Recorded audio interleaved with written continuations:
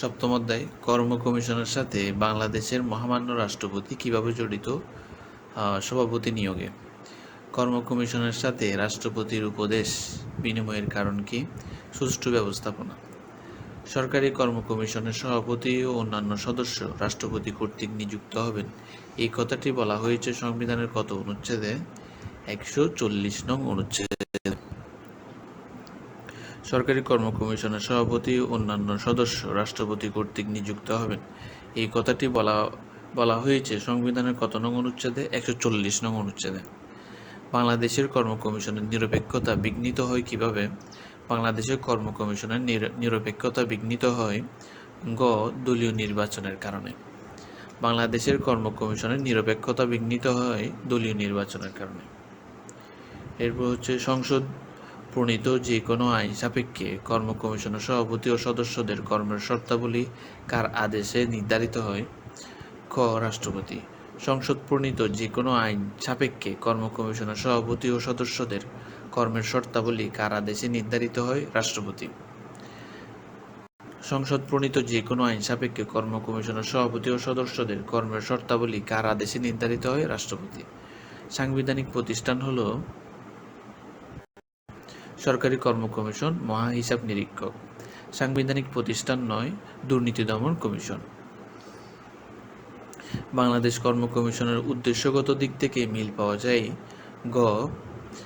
ফ্রান্সের কর্ম কমিশনের সাথে, জার্মানির কর্ম কমিশনের সাথে এবং ব্রিটেনের কর্ম কমিশনের সাথে। প্রজাতন্ত্রের কর্মচারীদের আইনের দ্বারা এক বা একাধিক কর্ম কমিশন গঠন করার কথা বলা হয়েছে নিয়োগ পদ্ধতি নির্ধারণের জন্য, পদোন্নতি নির্ধারণের জন্য, বদলি সংক্রান্ত বিষয় নির্ধারণের জন্য। প্রজাতন্ত্রের কর্মচারীদের আইনের দ্বারা এক বা একাধিক কর্ম কমিশন গঠন করার কথা বলা হয় নিয়োগ পদ্ধতি নির্ধারণের জন্য, পদোন্নতি নির্ধারণের জন্য, বদলি সংক্রান্ত বিষয় নির্ধারণের জন্য। মাসুদ সাহেব একজন সচিব, কিছুদিন পর তিনি অবসরে যাচ্ছেন। তিনি বাংলাদেশে উপকার করেছেন তার মেধা দিয়ে, কর্মদক্ষতা দিয়ে এবং যোগ্যতা দিয়ে। কর্ম কমিশনের সভাপতি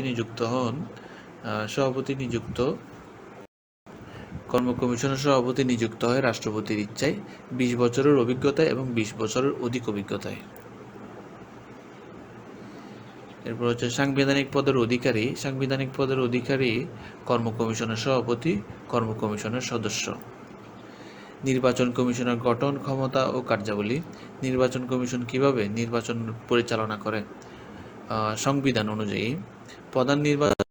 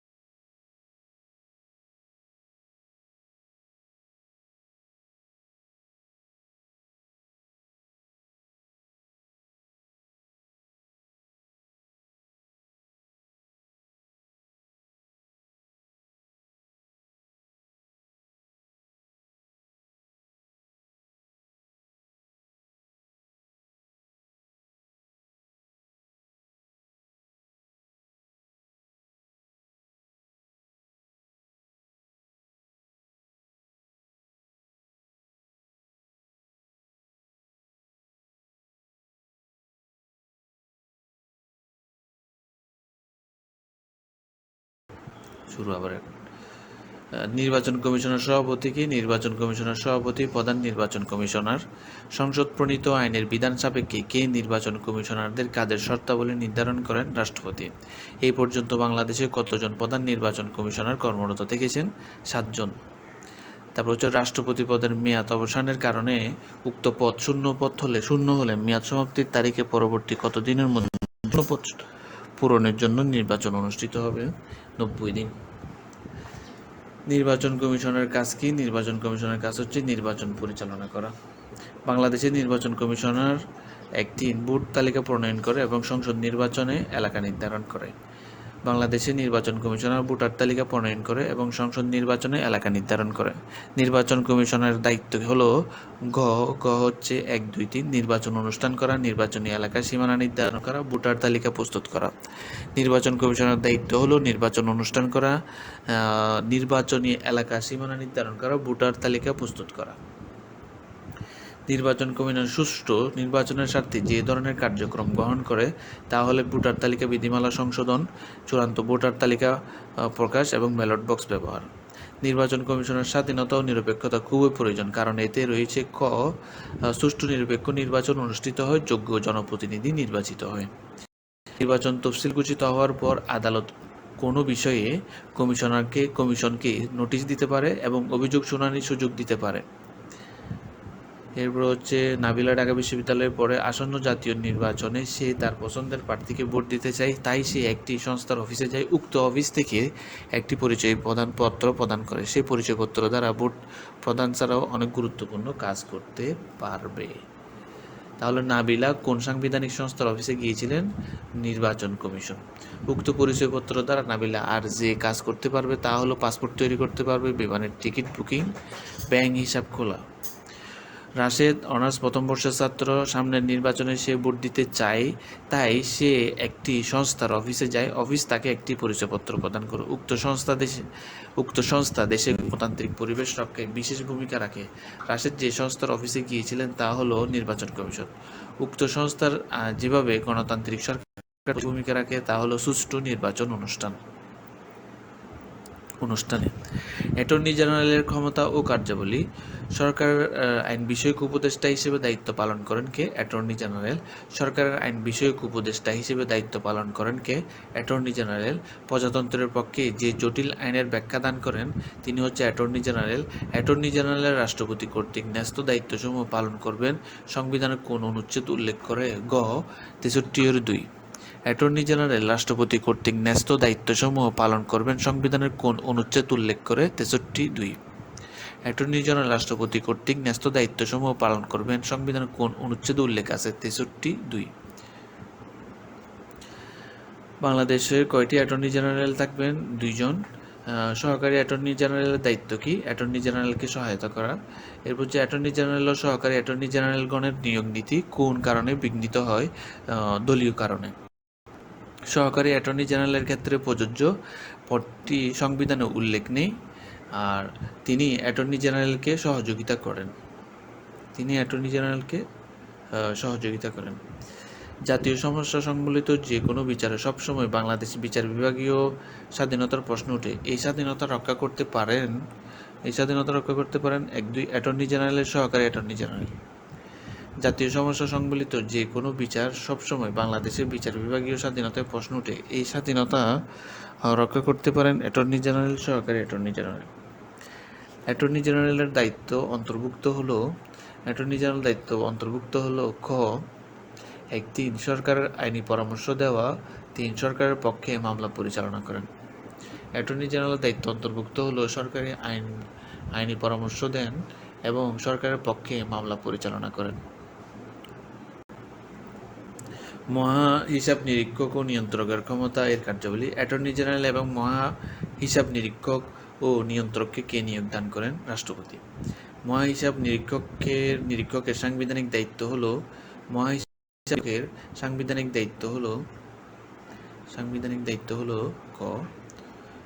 দায়িত্ব হলো প্রজাতন্ত্রের সরকারি হিসাব নিরীক্ষা করা।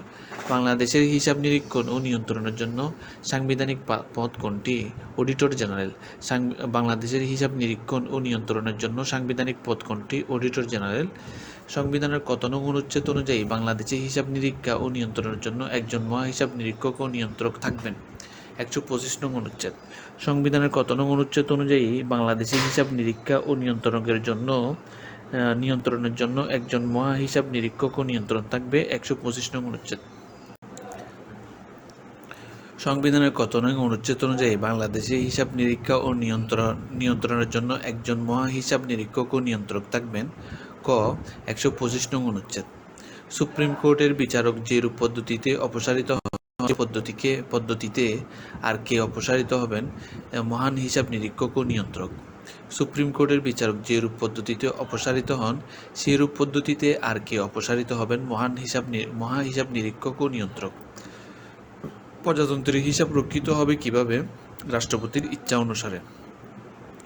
কোন রাষ্ট্রে সরকারের আয় ব্যয়ের উপর আইনসভার পূর্ণ নিয়ন্ত্রণ থাকে?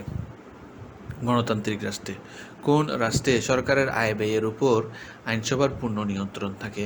গণতান্ত্রিক রাষ্ট্রে। কোন রাষ্ট্রে সরকারের আয় ব্যয়ের উপর আইনসভার পূর্ণ নিয়ন্ত্রণ থাকে? আয় ব্যয়ের উপর গণতান্ত্রিক রাষ্ট্রে। জাতীয়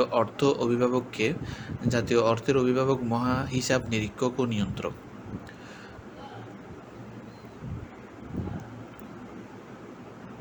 প্রজাতন্ত্রের কর্মে অন্য কোনো পদে নিযুক্ত হওয়ার যোগ্য বলে বিবেচিত হবে না।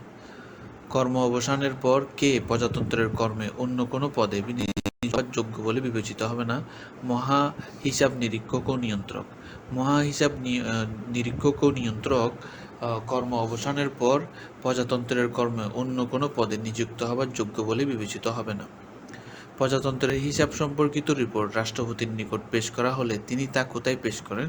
তিনি সংসদে পেশ করেন। প্রজাতন্ত্রের হিসাব সম্পর্কিত রিপোর্ট রাষ্ট্রপতির নিকট পেশ করা হলে তিনি তা কোথায় পেশ করেন? সংসদে। মহা হিসাব নিরীক্ষক ও নিয়ন্ত্রক প্রজাতন্ত্রের যে কোনো ব্যক্তি বা প্রতিষ্ঠানের ক নথি ও হিসাব পরীক্ষা করবেন, প্রজাতন্ত্রের কর্মে নিয়োগদান করবেন, দলিল ও নগদ অর্থ পরীক্ষা করবেন। নথি ও হিসাব পরীক্ষা করবেন। মহাহিসাব নিরীক্ষক ও নিয়ন্ত্রক প্রজাতন্ত্রের যে কোনো ব্যক্তি বা প্রতিষ্ঠানের নথি ও হিসাব পরীক্ষা করবেন।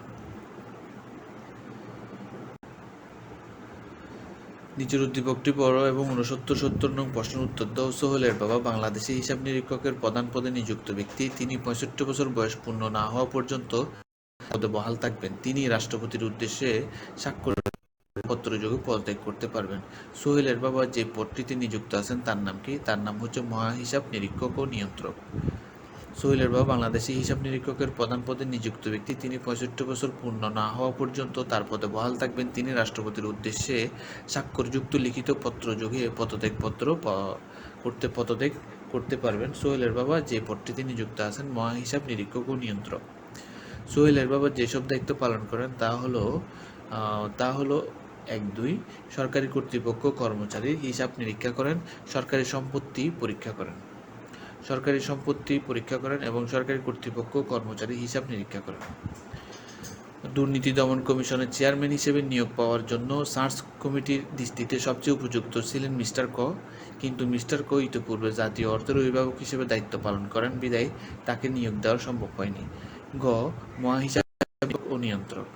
মিস্টার ক পূর্বে কোন পদে অধিষ্ঠ ছিলেন? মহাহিসাব নিরীক্ষক ও নিয়ন্ত্রক।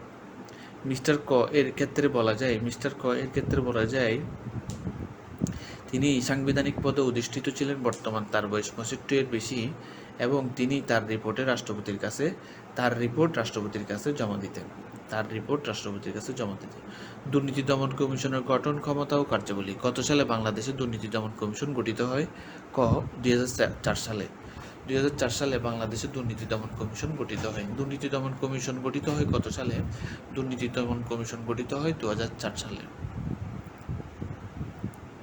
দুর্নীতি দমনের পূর্ব শর্ত হলো আইনের শাসন। দুর্নীতি দমন কমিশন কত সালে প্রতিষ্ঠিত হয়? 2004 সালে। জনগণের মধ্যে কোন গুণটি সৃষ্টি করলে দুর্নীতি প্রতিরোধ করা সম্ভবপর হবে? সততা। জনগণের মধ্যে কোন গুণটি সৃষ্টি করলে দুর্নীতি প্রতিরোধ করা সম্ভবপর হবে? সততা। দুদকের চেয়ারম্যান পর্যন্ত নিজ পদে বহাল থাকবে। দুদকের চেয়ারম্যান 4 বছর পর্যন্ত নিজ পদে বহাল থাকবেন। প্রশাসন ও সমাজের দুর্নীতি দমন কমিশনের জন্য কোন প্রতিষ্ঠানটি প্রতিষ্ঠিত হয়েছে? দুর্নীতি দমন কমিশন। প্রশাসন ও সমাজের দুর্নীতি দমন করার জন্য কোন প্রতিষ্ঠানটি প্রতিষ্ঠিত হয়েছে? দুর্নীতি দমন কমিশন। কত তারিখে রাষ্ট্রপতির সম্মতির ফলে দুদক বিল আইনে পরিণত হয়? কত সালে রাষ্ট্রপতির সম্মতির ফলে দুদক বিল আইনে পরিণত হয়? 23 ফেব্রুয়ারি। কত তারিখে রাষ্ট্রপতির সম্মতির ফলে দুদক বিল আইনে পরিণত হয়? গ 23 ফেব্রুয়ারি। কত সালে সরকার দুর্নীতি দমন কমিশন বিধিমালা প্রণয়ন করেন? 2007 সালে।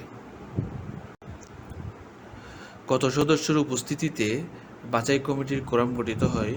অনন্য 4 সদস্যের। দুদক যে সকল অপরাধের তদন্ত অনুসন্ধান করতে পারে? 1, 2, 3 না 1, 3। মানি লন্ডারিং এবং ব্যক্তিগত সম্পত্তির পরিমাণ আকাশচুম্বী হলে। দুদক যে সকল অপরাধের তদন্ত অনুসন্ধান করতে পারে মানি লন্ডারিং এবং ব্যক্তিগত সম্পত্তির পরিমাণ আকাশচুম্বী হলে। এরপর হচ্ছে অষ্টম অধ্যায়, বাংলাদেশ নির্বাচন ব্যবস্থা। বাংলাদেশ নির্বাচন ব্যবস্থার বৈশিষ্ট্য। বাংলাদেশে কত বছর বয়স্ক নাগরিক ভোটদানের অধিকারী হবে? 18 বছর বয়স। নির্বাচন কি? নির্বাচন হলো প্রতিনিধি বাছাইয়ের প্রক্রিয়া। ক রাষ্ট্রে ভূমিহীন মানুষেরা ভোটার হওয়ার যোগ্যতা রাখে না। ক রাষ্ট্রে কোন বিষয়টি অনুপস্থিত? সেটা হচ্ছে সর্বজনীন ভোটাধিকার। সর্বজনীন ভোটাধিকার। সাজ্জাদ এর দেশে একই ভোটার তালিকা দিয়ে মানুষ স্থানীয় এবং জাতীয় পর্যায়ে নির্বাচনে ভোট দিয়ে থাকে। সাজ্জাদের দেশে কোন বিষয়টি কার্যকর রয়েছে? ক সমভোটাধিকার।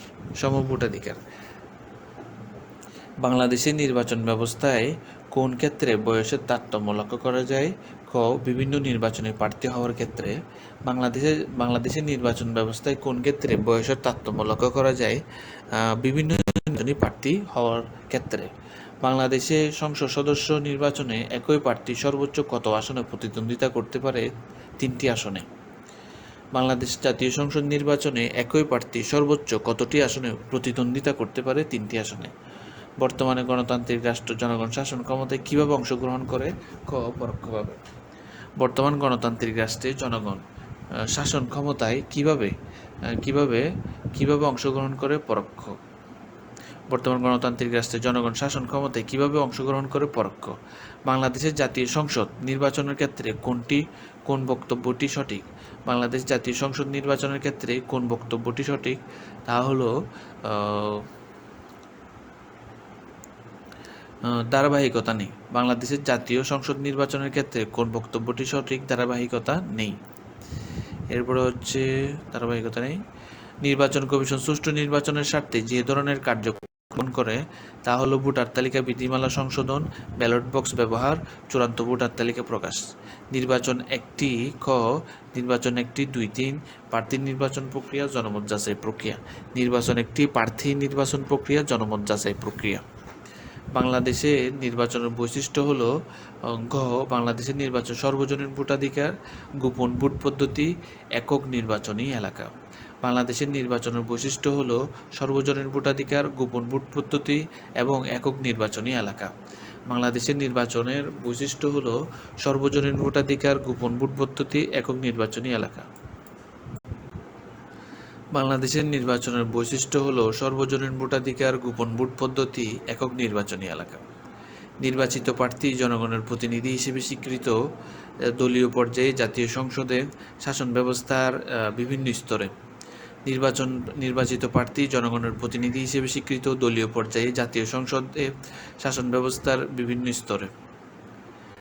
নির্বাচনে একজন কর্মী বা রাজনৈতিক নেতা দলীয় প্রার্থী এজেন্ট হিসেবে কাজ করেন। নির্বাচনে একজন কর্মী বা রাজনৈতিক নেতা দলীয় প্রার্থীর এজেন্ট হিসেবে কাজ করেন। নির্বাচন নিরপেক্ষতা ও সততা বজায় রাখার চেষ্টা করেন। নির্বাচনে একজন কর্মী ও রাজনৈতিক নেতা দলীয় প্রার্থীর এজেন্ট হিসেবে কাজ করেন। এরপর হচ্ছে 3, নির্বাচনে নিরপেক্ষতা ও সততা বজায় রাখার চেষ্টা করেন। নির্বাচনে একজন কর্মী ও রাজনৈতিক নেতা দলীয় প্রার্থীর এজেন্ট হিসেবে কাজ করেন। একজন কর্মী বা রাজনৈতিক নেতা নির্বাচন নিরপেক্ষতা ও সততা বজায় রাখার চেষ্টা করেন। এই দেশের অধিকাংশ ক্ষেত্রে সরকার পরিবর্তিত হয়েছে হত্যার মাধ্যমে।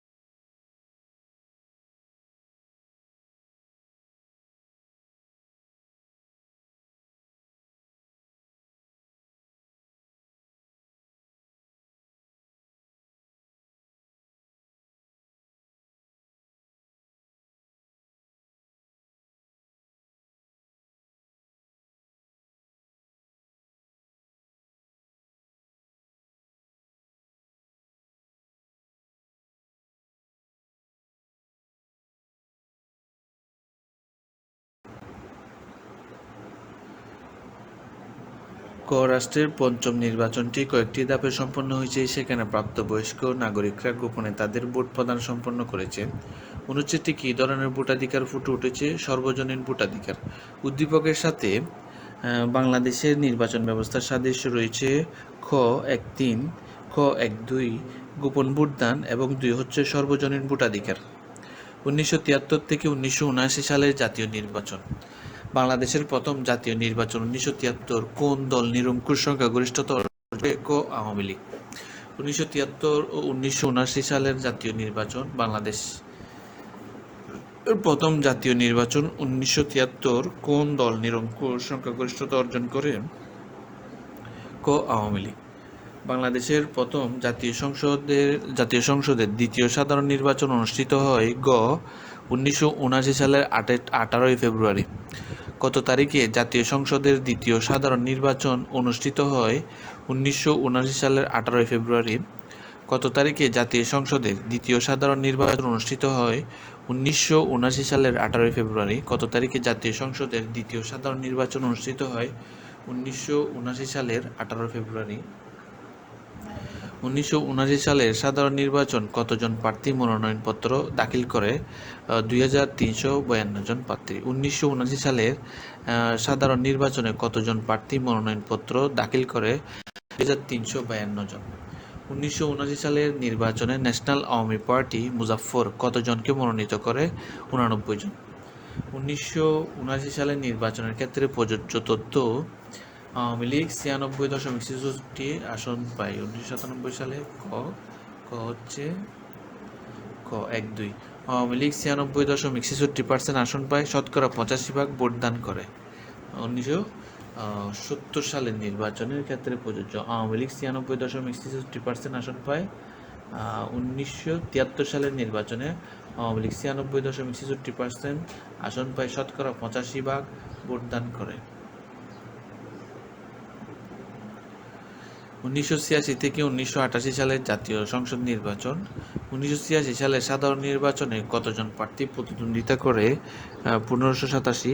1986 সালের সাধারণ নির্বাচনে কতজন প্রার্থী প্রতিদ্বন্দ্বিতা করে? 1527 জন। জাতীয় সংসদ বাতিল করলে কয় দিনের মধ্যে সংসদের নির্বাচন অবশ্যই অনুষ্ঠিত হতে হবে? 90 দিন। জাতীয় সংসদ বাতিল করলে কয় দিনের মধ্যে সংসদের নির্বাচন অনুষ্ঠিত হতে হবে? 90 দিন। জাতীয় সংসদ বাতিল করলে কয় দিনের মধ্যে সংসদ নির্বাচন অবশ্যই অনুষ্ঠিত হবে? 90 দিন। 1986 সালের নির্বাচনের তাৎপর্য হলো 1986 সালের নির্বাচনের তাৎপর্য হলো গ 1.3 এর মাধ্যমে গণতন্ত্রের পথ রচিত হয়, রাজনৈতিক দলগুলোর গ্রহণযোগ্যতা হ্রাস পায়। এর মাধ্যমে গণতন্ত্রের পথ রচিত হয়। 1986 সালের নির্বাচনের তাৎপর্য হলো এর মাধ্যমে গণতন্ত্রের পথ রচিত হয় এবং 3 রাজনৈতিক দলগুলো গ্রহণযোগ্যতা হ্রাস পায়। 1986 সালের নির্বাচনের তাৎপর্য হলো এর মাধ্যমে গণতন্ত্রের পথ রচিত হয়, রাজনৈতিক দলগুলো গ্রহণযোগ্যতা হ্রাস পায়। জাতীয় সংসদ নির্বাচন 1991 নির্দলীয় তত্ত্বাবধায়ক সরকার আইন প্রণীত হয় কততম সংসদে? ষষ্ঠ সংসদে। নির্দলীয় তত্ত্বাবধায়ক সরকার আইন প্রণীত হয় কততম জাতীয় সংসদের? ষষ্ঠ। 1991 সালের নির্বাচন কত তারিখে অনুষ্ঠিত হয়? 1991 সালের নির্বাচন 27 ফেব্রুয়ারি। 1991 সালের নির্বাচন কত তারিখে অনুষ্ঠিত হয়? 27 ফেব্রুয়ারি। 1991 সালের সাধারণ নির্বাচনে বাংলাদেশ জাতীয়তাবাদী দল কয়টি আসন পায়? 142টি। 1991 সালের নির্বাচন কত তারিখে অনুষ্ঠিত হয়? খ 27 ফেব্রুয়ারি। 1991 সালের সাধারণ নির্বাচনে বাংলাদেশ জাতীয়তাবাদী দল কতটি আসন লাভ করে? 142টি। কোন জাতীয় সংসদ নির্বাচনে জামাত ইসলামী সবচেয়ে বেশি আসন পেয়েছিল? পঞ্চম। 1991 সালের সাধারণ নির্বাচনে বাংলাদেশ জাতীয়তাবাদী দল কতটি আসন লাভ করে? 142টি। কোন জাতীয় সংসদ নির্বাচনে জামাত ইসলামী সবচেয়ে বেশি আসন পেয়েছিল? পঞ্চম। জাতীয় সংসদ নির্বাচনে সরকার গঠনের জন্য সাধারণ আসনে কমপক্ষে কতটি আসন পাওয়া প্রয়োজন? 151টি। জাতীয় সংসদ নির্বাচনে সরকার গঠনের জন্য সাধারণ আসনে কমপক্ষে কতটি আসন পাওয়ার প্রয়োজন হয়? 151টি। জাতীয় সংসদ নির্বাচনে সরকার গঠনের জন্য সাধারণ আসনে কমপক্ষে কতটি আসন পাওয়ার প্রয়োজন হয়? 151টি। জাতীয় সংসদ নির্বাচনে সরকার গঠনের জন্য সাধারণ আসনে কমপক্ষে কতটি আসন পাওয়ার প্রয়োজন হয়? 151টি। রহিম বিচারপতি সাহাবুদ্দিন আহমেদ কর্তৃক পরিচালিত একটি নির্বাচন নিয়ে পর্যালোচনা করেন। খ হচ্ছে 2-3 গণতন্ত্রের প্রত্যাবর্তনের প্রাথমিক পদক্ষেপ দেশ ও বিদেশে ব্যাপক প্রশংসিত হয়। বিচারপতি সাহাবুদ্দিন আহমেদ কর্তৃক পরিচালিত একটি নির্বাচন নিয়ে পর্যালোচনা করেন। এটা হচ্ছে 2 গণতন্ত্রের প্রত্যাবর্তনের প্রাথমিক পদক্ষেপ দেশ বিদেশে ব্যাপক প্রশংসিত হয়। এরপর হচ্ছে জাতীয় সংসদ নির্বাচন 1996। সপ্তম জাতীয় সংসদ নির্বাচন আইন শৃঙ্খলা রক্ষার জন্য কতজন সদস্য মোতায়েন করা হয়? 4 লক্ষ। সপ্তম জাতীয় সংসদ নির্বাচন আইন শৃঙ্খলা রক্ষায় জন্য কতজন সদস্য মোতায়েন করা হয়? 4 লক্ষ। সপ্তম জাতীয় সংসদ নির্বাচনে গণফোরাম কতটি আসন মনোনয়ন? গণফোরাম কতটি আসন মনোনয়ন দেয়? গণফোরাম 104টি। সপ্তম জাতীয় সংসদ নির্বাচনে বাংলাদেশ জাতীয়তাবাদী দল কতটি আসন লাভ করে? বাংলাদেশ জাতীয়তাবাদী দল 116টি আসন লাভ করে। সপ্তম জাতীয় সংসদ নির্বাচনে জয়লাভ করে আওয়ামী লীগ কত বছর পর ক্ষমতাসীন হয়? সপ্তম জাতীয় সংসদ নির্বাচনে জয়লাভ করে আওয়ামী লীগ কত বছর পর ক্ষমতাসীন হয়? 21 বছর। রহিম বিচারপতি শাহাবুদ্দিন আহমেদ কর্তৃক পরিচালিত নির্বাচন নিয়ে পর্যালোচনা করেন। খ হচ্ছে 2-3 গণতন্ত্র প্রত্যাবর্তনের প্রাথমিক পদক্ষেপ এবং দেশ বিদেশে ব্যাপক প্রশংসিত হয়। এই 96 জাতীয় সংসদ নির্বাচন 1996। সপ্তম জাতীয় সংসদ নির্বাচনে আইন শৃঙ্খলা রক্ষার জন্য কত জন সদস্য মোতায়েন হয়? 4 লক্ষ। সপ্তম জাতীয় সংসদ নির্বাচনে গণফোরাম কতটি আসন মনোনয়ন দেয়? 104টি। সপ্তম জাতীয় সংসদ নির্বাচনে বাংলাদেশ জাতীয়তাবাদী দল কতটি আসন লাভ করে? 116টি। সপ্তম জাতীয় সংসদ নির্বাচনে জয় লাভ করে আওয়ামী লীগ কত বছর পর ক্ষমতাসীন হয়? আওয়ামী লীগ কত বছর পর? 21 বছর। নিচের উদ্দীপকটি পড়ো। 34-37 নং প্রশ্নোত্তর বিচারপতি হাবিবুর রহমান এর স্মরণে অনুষ্ঠিত জনসভায় বক্তারা বলেন, তিনি ছিলেন ভাষা সৈনিক, কবি, প্রাবন্ধিক, শিক্ষাবিদ ও আইনজীবী। অবাধ, সুষ্ঠু ও গ্রহণযোগ্য নির্বাচন মাধ্যমে তিনি দেশের রাজনৈতিক অঙ্গনে স্মরণীয় হয়ে আছেন। অনুচ্ছেদটি উল্লেখিত ব্যক্তিত্বের তত্ত্বাবধানে কোন জাতীয় সংসদ নির্বাচনের অনুষ্ঠিত হয়েছিল? সপ্তম জাতীয় সংসদ নির্বাচনে। বিচারপতি হাবিবুর রহমান। আচ্ছা, সপ্তম জাতীয় সংসদ নির্বাচন। অনুচ্ছেদে উল্লেখিত ব্যক্তির তত্ত্বাবধানে অনুষ্ঠিত নির্বাচনের বৈশিষ্ট্য হলো নির্বাচন 1, 2, 3 তত্ত্বাবধায়ক সরকারের অধীনে অনুষ্ঠিত প্রথম নির্বাচন। অধিক দলের অংশগ্রহণ কিন্তু মুষ্টিমেয় আসন লাভ। এই নির্বাচনের মধ্যে দিয়ে দীর্ঘদিন পর আওয়ামী লীগ ক্ষমতাসীন হয়। অনুচ্ছেদে উল্লেখিত ব্যক্তি তত্ত্বাবধানে অনুষ্ঠিত নির্বাচনের বৈশিষ্ট্য হল তত্ত্বাবধায়ক সরকারের অধীনে অনুষ্ঠিত প্রথম নির্বাচন অধিক দলের অংশগ্রহণে কিন্তু মুষ্টিমেয়দের আসন লাভ। এই নির্বাচনের মধ্য দিয়ে দীর্ঘদিন পর আওয়ামী লীগ ক্ষমতাসীন হয়। জাতীয় সংসদ নির্বাচন 2001। অষ্টম জাতীয় সংসদ নির্বাচন 2001 কোন রাজনৈতিক দল ও জোট সংখ্যাগরিষ্ঠতা অর্জন করে? জাতীয় পার্টি না, 4 দলীয় ঐক্যজোট। অষ্টম জাতীয় সংসদ নির্বাচন 2001 কোন রাজনৈতিক দল জোট সংখ্যাগরিষ্ঠতা অর্জন করে? 4 দলীয় ঐক্যজোট। 2001 সালের সাধারণ নির্বাচনে কতটি দল অংশগ্রহণ করে? 2001 সালের সাধারণ নির্বাচনে কতটি দল অংশগ্রহণ করে? খ 52টি। বাংলাদেশের অষ্টম জাতীয় সংসদ নির্বাচন অনুষ্ঠিত হয় কত সালে? 2001 সালে। অষ্টম জাতীয় সংসদ নির্বাচনে প্রদত্ত ভোটের পরিমাণ শতকরা কত? 75.59%। অষ্টম জাতীয় সংসদ নির্বাচনে দলীয় প্রার্থী ছিলেন কতজন? দলীয় প্রার্থী ছিলেন 1439 জন। অষ্টম জাতীয় সংসদ নির্বাচনে 4 দলীয় জোট সর্বমোট কতটি আসন লাভ করে? 200টি। এদেশে বিগত যেসব সংসদ পূর্ণ মেয়াদ পূরণ করে, এদেশে বিগত 1996 সালের সপ্তম জাতীয় সংসদ এবং 2021 সালের অষ্টম জাতীয় সংসদ। এই দেশে বিগত যেসব সংসদ পূর্ণ মেয়াদ পূরণ করে 1996 সালের সপ্তম জাতীয় সংসদ এবং 2001 সালের অষ্টম জাতীয় সংসদ। জাতীয় সংসদ নির্বাচন, জাতীয় সংসদ এই দেশে বিগত যেসব সংসদ পূর্ণ মেয়াদ পূরণ করে। খ 2-3 1996 সালের সপ্তম জাতীয় সংসদ, 2001 সালের অষ্টম জাতীয় সংসদ। জাতীয় সংসদ নির্বাচন 2008 ও 2014। নবম জাতীয় সংসদ নির্বাচন বিএনপি নেতৃত্বাধীন 4 দলীয় জোট মোট কতটি আসন লাভ করে? গ 33টি। নবম জাতীয় সংসদ নির্বাচনে বিএনপি নেতৃত্বাধীন 4 দলীয় জোট মোট কতটি আসন লাভ করে? 33টি।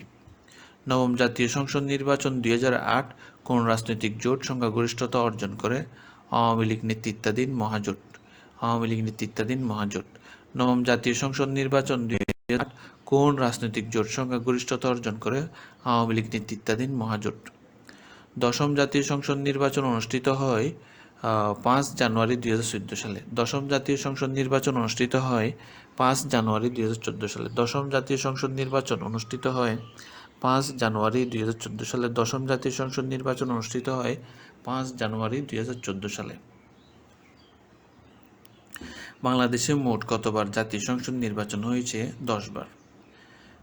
দশম জাতীয় সংসদ নির্বাচন অনুষ্ঠিত হয় 5 জানুয়ারি 2014 সালে। বাংলাদেশে মোট কতবার জাতীয় সংসদ নির্বাচন অনুষ্ঠিত হয়েছে? 10 বার। বাংলাদেশে সর্বশেষ কততম জাতীয় সংসদ নির্বাচন অনুষ্ঠিত হয়? গ 10ম। নবম জাতীয় সংসদ নির্বাচনে জাতীয় পার্টি কতটি আসন লাভ করে? নবম জাতীয় সংসদ নির্বাচনে জাতীয় পার্টি খ 25টি। নবম জাতীয় সংসদ নির্বাচনে কতজন মহিলা প্রার্থী প্রতিদ্বন্দ্বিতা করে? 60 জন। নবম জাতীয় সংসদ নির্বাচনে সুপ্রিম কোর্টের আপিল বিভাগের রায়ে কে সংসদ সদস্য নির্বাচিত হন? মাহমুদুল হাসান। নবম জাতীয় সংসদ নির্বাচনে সুপ্রিম কোর্টের আপিল বিভাগের রায়ে কে সংসদ সদস্য নির্বাচিত হন? মাহমুদুল হাসান। নবম জাতীয় সংসদ নির্বাচনে সুপ্রিম কোর্টের আপিল বিভাগের রায়ে কে সংসদ সদস্য নির্বাচিত হন? মাহমুদুল হাসান। দশম জাতীয় সংসদ নির্বাচনে আওয়ামী লীগ কতটি আসন লাভ করে? 232টি। দশম জাতীয় সংসদ নির্বাচনে আওয়ামী লীগ কতটি আসন লাভ করে? 232টি। দশম জাতীয় সংসদ নির্বাচনে আওয়ামী লীগ কতটি আসন লাভ করে? 232টি। নির্বাচনে নাগরিকের ভূমিকা, নির্বাচনে নাগরিকের অংশগ্রহণের গুরুত্ব। গণতন্ত্র কী ধরনের শাসন ব্যবস্থা? প্রতিনিধিত্বমূলক। গণতন্ত্র কী ধরনের শাসন ব্যবস্থা? প্রতিনিধিত্বমূলক। গণতন্ত্র কী ধরনের শাসন ব্যবস্থা? প্রতিনিধিত্বমূলক। ভোটাধিকার প্রাপ্ত নাগরিকদের কী হিসেবে আখ্যায়িত করা হয়? গ নির্বাচক মণ্ডলী। ভোটাধিকার প্রাপ্ত নাগরিকদের কী হিসেবে আখ্যায়িত করা হয়? নির্বাচক মণ্ডলী। ভোটাধিকার প্রাপ্ত নাগরিকদের কী হিসেবে আখ্যায়িত করা হয়? নির্বাচক মণ্ডলী। নাগরিকদের খুবই গুরুত্বপূর্ণ কাজ হচ্ছে প্রার্থী বাছাই করা। নির্বাচনে নাগরিকদের অংশগ্রহণের প্রয়োজন কেন? নির্বাচনে নাগরিকদের অংশগ্রহণ রাজনৈতিক অধিকার নিশ্চিত করার জন্য। নির্বাচনে নাগরিকদের অংশগ্রহণ প্রয়োজন কেন? রাজনৈতিক অধিকার নিশ্চিত করার জন্য। নির্বাচনে নাগরিকদের অংশগ্রহণ প্রয়োজন কেন? রাজনৈতিক অধিকার নিশ্চিত করার জন্য। নির্বাচনে নাগরিকদের অংশগ্রহণের প্রয়োজন কেন? রাজনৈতিক অধিকার নিশ্চিত করার জন্য। রাষ্ট্রের উন্নতি ও সমৃদ্ধির জন্য কোনটি অপরিহার্য? নির্বাচিত সরকার। গণতান্ত্রিক শাসন ব্যবস্থায় কোনটির গুরুত্ব অপরিসীম? নাগরিকের। গণতান্ত্রিক শাসন ব্যবস্থায় কোনটির গুরুত্ব অপরিসীম? নাগরিকের। নির্বাচনে অংশগ্রহণের ফলে জনগণের কোন জ্ঞান বৃদ্ধি পায়? রাজনৈতিক। কোনটির মাধ্যমে জনগণ তাদের পছন্দমতো প্রতিনিধি নির্বাচন করে? নির্বাচনের মাধ্যমে। ভোটাধিকার প্রয়োগ নাগরিকের কিরূপ অধিকার? রাজনৈতিক অধিকার। সমাজ ও রাষ্ট্রের উন্নতির ফলে কোনটি ঘটে? নাগরিকদের উন্নতি। সমাজ ও রাষ্ট্রের উন্নতির ফলে কোনটি ঘটে? নাগরিকদের উন্নতি। সমাজ ও রাষ্ট্রের উন্নতির ফলে কোনটি ঘটে? নাগরিকদের উন্নতি। সুশাসন প্রতিষ্ঠার জন্য যা প্রয়োজন তা হচ্ছে রাষ্ট্রের জনগণের সর্বাধিক কল্যাণ সাধন করা, রাষ্ট্রের সার্বিক উন্নয়ন সাধন করা, নির্বাচনে নাগরিকের সর্বাধিক অংশগ্রহণ। সুশাসন প্রতিষ্ঠার জন্য যা প্রয়োজন রাষ্ট্রের জনগণের সর্বাধিক কল্যাণ সাধন, রাষ্ট্রের সর্বাধিক উন্নয়ন সাধন, নির্বাচনে নাগরিকের সর্বাধিক অংশগ্রহণ। জনকল্যাণমূলক রাষ্ট্র গণতন্ত্র প্রতিষ্ঠার অন্যতম শর্ত হল সুষ্ঠু, অবাধ ও নিরপেক্ষ নির্বাচন সম্পন্ন করা, জনগণের স্বতঃস্ফূর্ত অংশগ্রহণ এবং ভোটদান জনকল্যাণমূলক রাষ্ট্রের গণতন্ত্র প্রতিষ্ঠার অন্যতম শর্ত হল সুষ্ঠু, অবাধ ও নিরপেক্ষ নির্বাচন সম্পন্ন করা। এরপর হচ্ছে জনগণের স্বতঃস্ফূর্ত অংশগ্রহণ। নিচের উদ্দীপকটি পড়ো। 56-66 নং প্রশ্ন উত্তর দাও। ফিরোজ এই বছর প্রথম ভোটার হিসেবে ভোট প্রদান করে এসে প্রার্থীর দলীয় পরিচয় বিবেচনা না করে বরং সততা, যোগ্যতা, দক্ষতার বিষয়টি খেয়াল করে ভোটদান করে। অনুচ্ছেদ বর্ণিত ফিরোজ কোন ধরনের অধিকার ভোগ করে? গ. রাজনৈতিক। অনুচ্ছেদের ফিরোজ মতো সকলের ভোটার একই দিক বিবেচনা করলে 1, 2, 3 সুনাগরিকতার বিষয়টি গুরুত্ব পাবে, উপযুক্ত প্রার্থী নির্বাচিত হবে, জনকল্যাণ নিশ্চিত হবে। অনুচ্ছেদের ফিরোজের মতো সকল ভোটার একই দিক বিবেচনা করলে সুনাগরিকতার বিষয়টি গুরুত্ব পাবে, উপযুক্ত প্রার্থী নির্বাচিত হবে, জনকল্যাণ নিশ্চিত হবে। ফিরোজের মতো সকল ভোটার একই দিক বিবেচনা করলে সুনাগরিকতার বিষয়টি গুরুত্ব পাবে, উপযুক্ত প্রার্থী নির্বাচিত হবে, জনকল্যাণ নিশ্চিত হবে।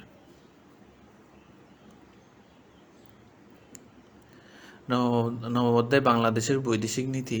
বাংলাদেশের বৈদেশিক নীতি ও বৈশিষ্ট্য। পৃথিবীর সকল জাতির সাথে বন্ধুত্ব ও সহযোগিতায় আমাদের বৈদেশিক নীতির মূল কথা। জাতির জনক বঙ্গবন্ধু শেখ মুজিবুর রহমান। পৃথিবীর সকল জাতির সাথে বন্ধুত্ব ও সহযোগিতায় আমাদের বৈদেশিক নীতির মূল কথা। উক্তিটিকার জাতির জনক বঙ্গবন্ধু শেখ মুজিবুর রহমানের। পৃথিবীর সকল জাতির সাথে বন্ধুত্ব ও সহযোগিতায় আমাদের বৈদেশিক নীতির মূল কথা। উক্তিটিকার জাতির জনক বঙ্গবন্ধু শেখ মুজিবুর রহমানের। জাতির জনক বঙ্গবন্ধু শেখ মুজিবুর রহমানের নেতৃত্বে বাংলাদেশ জোট নিরপেক্ষ আন্দোলন সাথে শরিক হয় কত সালে? 1973 সালে। বাংলাদেশের বৈদেশিক নীতির বৈশিষ্ট্য কোনটি? বৈদেশিক নীতির বৈশিষ্ট্য হলো শান্তিপূর্ণ সহাবস্থানে বিশ্বাসী। বাংলাদেশের বৈদেশিক নীতির মূল বৈশিষ্ট্য কি? বাংলাদেশে বলল সকলের সাথে বন্ধুত্ব, কারোর সাথে শত্রুতা নয়। বাংলাদেশের বৈদেশিক নীতির প্রধান শর্ত বন্ধুত্বের নীতি। বাংলাদেশের বৈদেশিক নীতির প্রধান শর্ত বন্ধুত্বের নীতি। আমি কোনো ব্লকে নেই, প্রাচ্যের ব্লকে নেই, পাশ্চাত্যের ব্লকে নেই। আমি স্বাধীন, নিরপেক্ষ, বৈদেশিক নীতিতে বিশ্বাসী। উক্তিটিকার আমি স্বাধীন বিশ্বাসী বঙ্গবন্ধু শেখ মুজিবুর রহমান। আমি কোনো ব্লকও নেই, আমি প্রাচ্য ব্লকও নেই, পাশ্চাত্য ব্লকও নেই। আমি স্বাধীন, নিরপেক্ষ, বৈদেশিক নীতিতে বিশ্বাসী। উক্তিটি হচ্ছে বঙ্গবন্ধু শেখ মুজিবুর রহমান। পররাষ্ট্রনীতির ক্ষেত্রে বাংলাদেশে কোন নীতি গ্রহণ করেছে? পররাষ্ট্রনীতির ক্ষেত্রে বাংলাদেশ জোট নিরপেক্ষ নীতি গ্রহণ করেছে।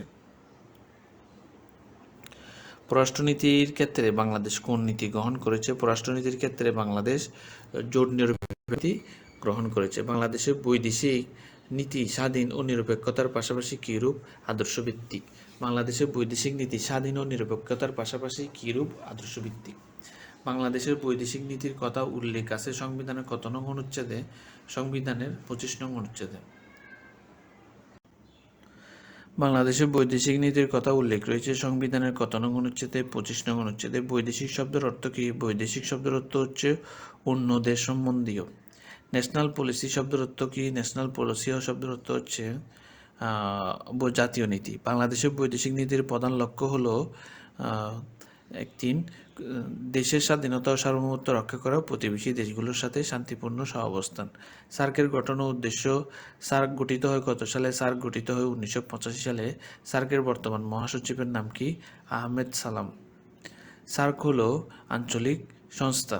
সার্কের সর্বশেষ সদস্য রাষ্ট্র হলো আফগানিস্তান। প্রতিষ্ঠাকালীন সময়ে সার্কের সহযোগিতার ক্ষেত্র ছিল কয়টি? গ. 9টি। সার্কের প্রথম পররাষ্ট্র সচিব পর্যায়ের বৈঠক কোথায় অনুষ্ঠিত হয়? সার্কের প্রথম পররাষ্ট্র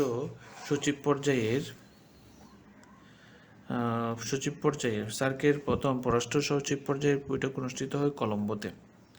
সার্কের প্রথম পররাষ্ট্র সচিব পর্যায়ের বৈঠক অনুষ্ঠিত হয় কলম্বোতে। এরপর হচ্ছে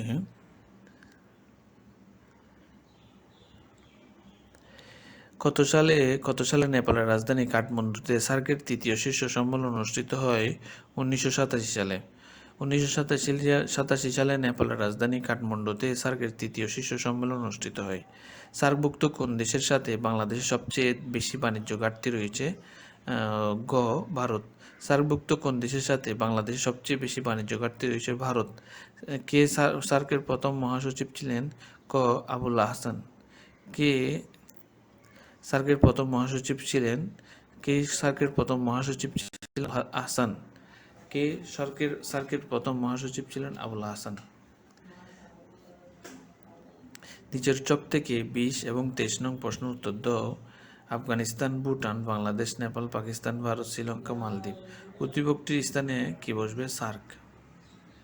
চকে চিহ্নিত স্থানের রাষ্ট্রগুলোর উপর অর্থনৈতিক সহযোগিতা করে এবং 2 পরস্পর সহযোগিতা বৃদ্ধি করা। অর্থনৈতিক সহযোগিতা বৃদ্ধি করা এবং পারস্পরিক সহযোগিতা বৃদ্ধি করা। ওআইসি এর গঠন ও উদ্দেশ্য। ওআইসি এর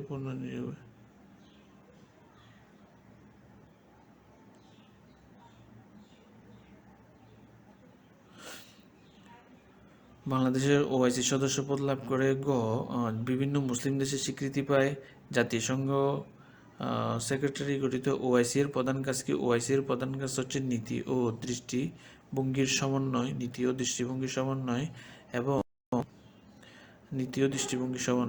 সেক্রেটারিয়েট গঠিত হয় একজন সেক্রেটারি জেনারেল, তিনি সহকারী সেক্রেটারি জেনারেল, তিনজন সহকারী সেক্রেটারি জেনারেল, একজন সেক্রেটারি জেনারেল প্রয়োজনীয় স্টাফ নিয়ে।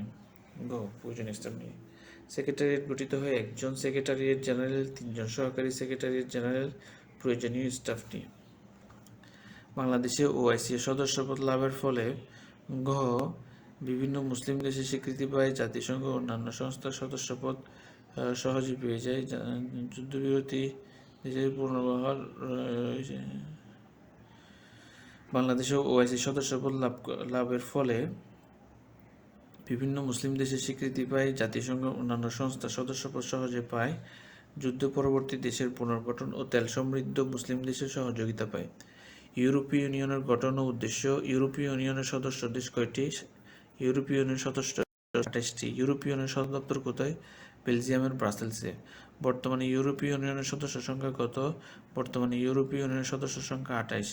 ইউ দেশগুলোর মধ্যে যে একক মুদ্রা চালু করেছে তার নাম হলো ইউরো। ইউরো ইউনিয়ন নির্বাহী বিভাগের নাম কি? ইউরো ইউনিয়ন নির্বাহী বিভাগের নাম ইসি। ইউ এর বর্তমান সচিব কত? ইউ এর বর্তমান সচিব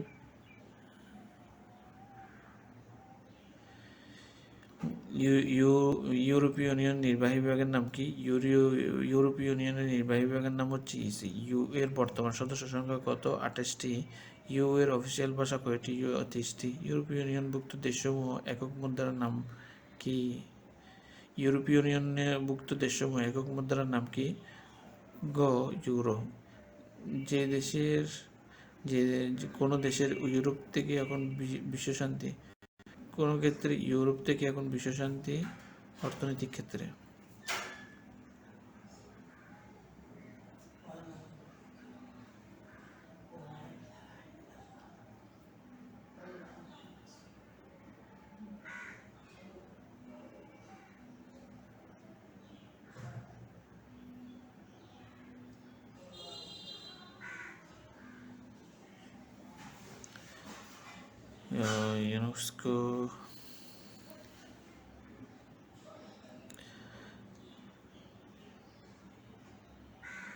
ইউনেস্কোর মূল উদ্দেশ্য কাজ হল গ শিক্ষা বিস্তার, সংস্কৃতি, যোগাযোগ। বাংলাদেশে জাতিসংঘের নিরাপত্তা পরিষদের সদস্য নিযুক্ত হয়। গ 1.3 সার্থক বৈদেশিক নীতির জন্য এবং আন্তর্জাতিক প্রেক্ষাপটে উজ্জ্বল ভূমিকা পালনের জন্য। নিচের অনুচ্ছেদটি পড়ো। 90 এবং 92 নং প্রশ্ন উত্তর দাও। বাংলাদেশ 1972 10ই আন্তর্জাতিক মুদ্রা তহবিলের 20 মে আংটাট এবং 12 জুন আন্তর্জাতিক শ্রম সংস্থার সদস্যপদ লাভ করেন। বাংলাদেশ 1972 সালের 10ই মে আন্তর্জাতিক মুদ্রা তহবিলের 20 মে আংটাট এবং 22 জুন আন্তর্জাতিক শ্রম সংস্থার সদস্যপদ লাভ করে। উদ্দীপিত সংস্থাগুলো কোন আন্তর্জাতিক সংস্থার? জাতিসংঘ। বাংলাদেশ কত সালে উক্ত সংস্থাতে সদস্যপদ লাভ করে?